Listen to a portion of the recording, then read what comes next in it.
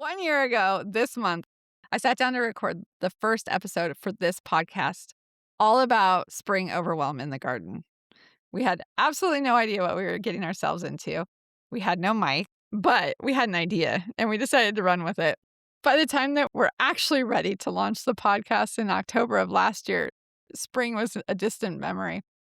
But here we are again, back in April, and spring overwhelm is hitting again. So we're pulling this first episode from the vault, the one where it all started. And if it sounds a little raw, it's because it was. But I think that actually makes it kind of perfect for what we're talking about. Because this episode is really about letting go of the idea that everything has to be figured out before you begin. Spring has a way of making us feel like we're already behind. Like we woke up late and now we're racing to catch up. And I just want to offer a different way to look at it because gardens aren't built in one season. The best gardens are allowed to evolve and change over time. And sometimes you just need to get started. So here's your permission. Welcome to the Relish Gardens podcast, where we have conversations about the intersection between the garden and your life and how all of those things are intertwined. How to care for your space, how to prune, basically everything that's related to the design, development, and keeping of a garden. I'm Claire Liddell Hanna, the founder and lead designer at Relish Gardens, where we build, design, and maintain beautiful gardens. Let's dig in. It's spring and it's overwhelming. Well, it doesn't have to be, but it often is.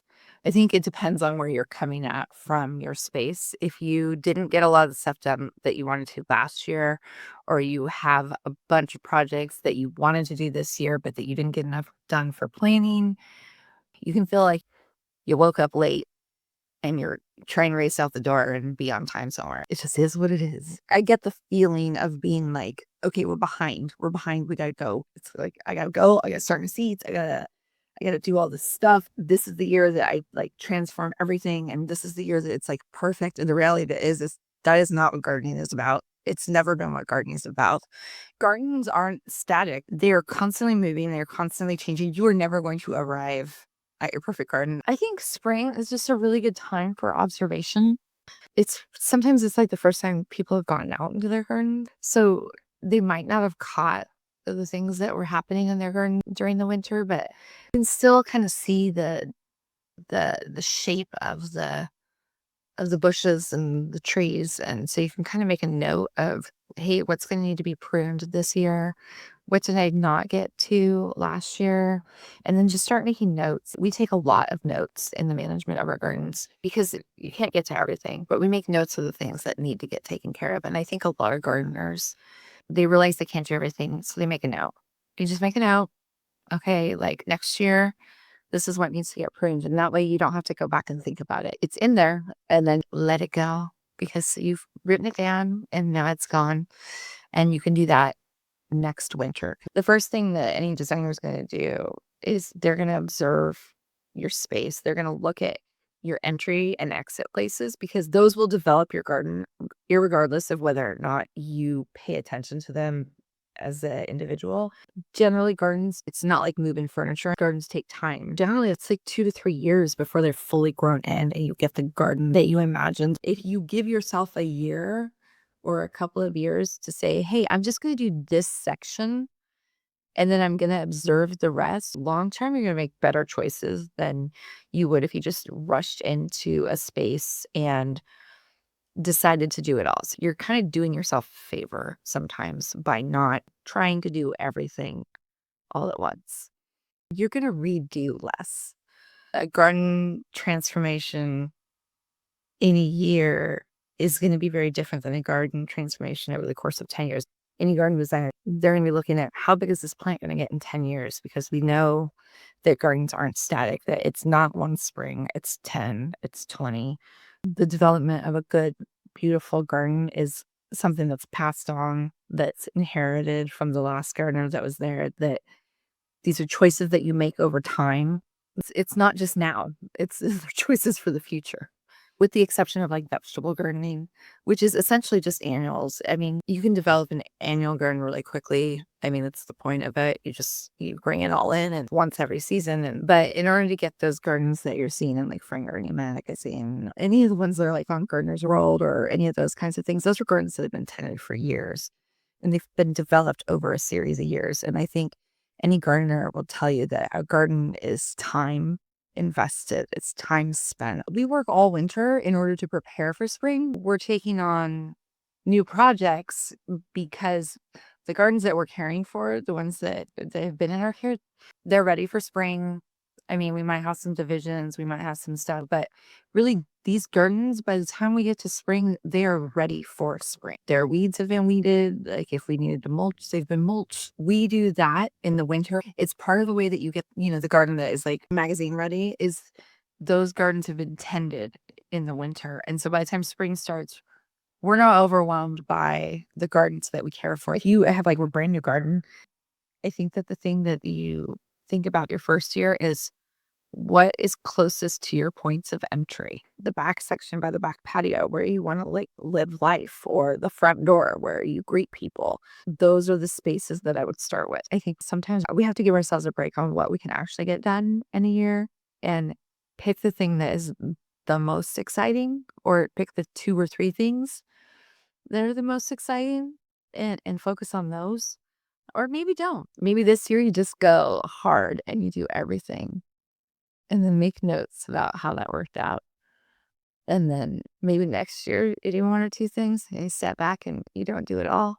I moved a lot and I created gardens every time I moved. And basically I'd start a garden, then I would move and then I'd hand it off. And I think when you move a lot, you don't really get to see the consequences of the choices that you make in a garden. Because I mean, every homeowner comes in and they want to put their stamp on it. They want to create something that's theirs.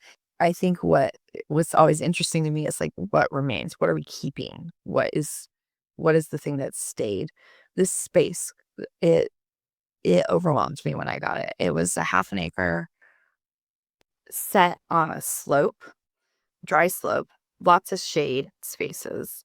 It was complete blackberry bramble. It's funny because it's like Cisco, our local garden hero. I was at one of his talks like way, way, way, way back. And so he was there. I was an overwhelmed gardener with a little bit of gardening under my belt.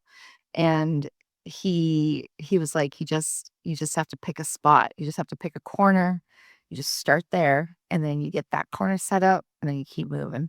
I still think of that on a regular basis. It's like, okay, I just need the corner. If I can just focus here and not let the noise of all the other stuff get in, I can make progress here where I can. And next year I'll make a little more progress in the other spaces. Gardens teach like a hope for the future, like a perspective for the future. It's like the long-term vision. Is it realistic to think that you're going to fix everything in one season? Absolutely not. Well, I mean, you can hire people. We can get to the bottom of a lot in a season. The thing that you can't control, though, is the exciting things that happen in a garden. Those happen over time. The reality is you can try to fix everything. There's a lot you can do to get caught up, but one person in a season can only do so much. And I think that it's like you have to set a pace. Another garden influence in my life, he said it's a practice. You don't achieve it. Gardens are not static. It is not furniture. You don't move it in and it's done. They're evolving, moving, changing environments that we kind of try to put our hand on. But the reality is that the idea that you're going to get everything done this year is a way to create stress. And gardens are not meant to be stress inducing, right? I think the reason why we're all drawn to the garden and gardens is because we want that feeling of like peace and I don't know, that soothingness that comes from just being in the dirt. I mean, there's something really lovely about that. If you can get out in the garden and do a little bit of weeding every day, that is always the best thing that you can do in a spring garden. If you haven't gotten out there during winter, now is the time to do it. It's like giving yourself a hug for the future. There's only so much time in the day, and we're supposed to exercise this amount. We're supposed to eat this amount. We're supposed to do this amount. I think gardening hits it all. I got like really into Animal Crossing forever ago. I was planting turnips and I was pulling the turnips and I was like, oh my gosh, I could like be doing this in my own garden. And I personally think that it can have that same effect once you get into it. Like you get over your headspace of weeding is bad. And I think we all we're like, oh, weeding, that's like work. But it's actually can be quite enjoyable because I think it kind of like stimulates the same part of the brain that video games have. You're like looking for the object. It's that same kind of feeling. It's a very slow version of that for me personally, but it gives me space to think. It gives me time to think. It can be a pause in your life, a few minutes to like take some space, do some weeding. I know for me, when my kids were little, they were like, "Mom's weeding. I'm gonna leave her alone. I'm not gonna get in on that because she'll bring me in on it." There's so many weed seeds in soils, and so every time you turn the soil, more weed seeds get exposed. And if you can get on top of some of your weeding, you're stopping that kind of cycle of all of the weed seeds getting redistributed into the rest of the garden. If you can get caught up on it now, it's just going to make your life so much easier. The more that you're able to keep up on it, the less weeds that you'll have over time. And if you can weed a spot and mulch it, I mean, that's like gold. I mean, you just like bought yourself all sorts of weed free days. There's schools of thought on mulch and whatnot, but in Washington, where we live, I think mulching can be a very useful time saving device for the gardener. And so if there's areas that you're just not going to get to this year, a really good heavy mulch is not a bad way to go. It holds the space. And then also you're building the soil for later when you can come back to it. We're doing our organic maintenance on our lawns right now. So in Washington State, we tend towards acidity. And grass really doesn't like to grow in super acidic soils. And so basically, if you see moss, your soil, it's pretty much indicative of acidic soil. Moss doesn't like to grow in neutral and alkaline soils, and grass doesn't like to grow in acidic soils. You can do a quick test from like a kit that you buy out at the garden store. You can lime your soil to help bring the pH up in your grass. I wouldn't do it everywhere. Don't do it everywhere because your rhododendrons will not thank you. They love the acidic soil. That's why they grow really well here. If you need to do any aerating, thatching, now is a good time to do that so that your grass will grow in.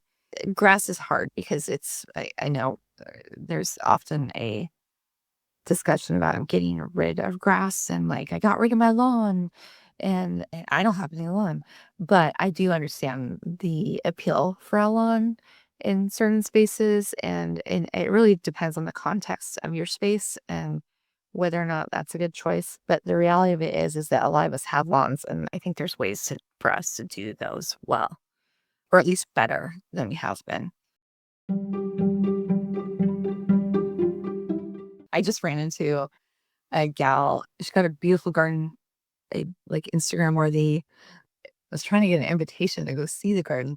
And then she started telling me all the things that were wrong with her garden. And I was like, yeah, this is where we all often live. There's that push and pull between the creative. Like you see all the things that aren't quite right, and those stick out. So people can get in their heads. I can get in my head, totally can get in my head about, oh my gosh, what are they going to think? And if this person comes, are they going to like it? And all the stuff that goes around having people into your space. But if you can like take a step back and go, okay, and I have to tell myself this all the time, the places that I live and that I inhabit, they're not there for HGTV. They are not there for everyone else. They're there for the people that I invite into my home, that are special to me, that I want to share with. This space is meant to inhabit people and animals and life and everything that that brings. Yeah, I want it to be beautiful. I love beautiful things. I think beauty does calm the mind. It like elicits joy. There's all sorts of things that beauty does. But at the end of the day, perfection doesn't do any of those things. It kills it. And so I have to step back and remind myself that on a regular basis. Okay, just be like, okay, they're not coming to see how perfect my garden is. Just let it go. Save that for show garden. I think if there's anything to take away from what spring is that this is just one season. You're going to do what you can, and you're going to make the progress you can. and you know that it's going to be stacked on the other seasons. It gives you perspective. And gardens have taught me like how quick time is, how slow time is, how much you can actually get done, the value of persistence. It's like, okay, this is what I can get done in spring. This is what I can get done this year. That's it for today's episode of the Relish Gardens podcast. If you love this conversation, make sure to subscribe. We've got new episodes every week. And if you know a gardening friend who'd love this, send it their way. Sharing the show helps grow our little garden loving community. Until next time, I hope you find something in your garden to truly relish.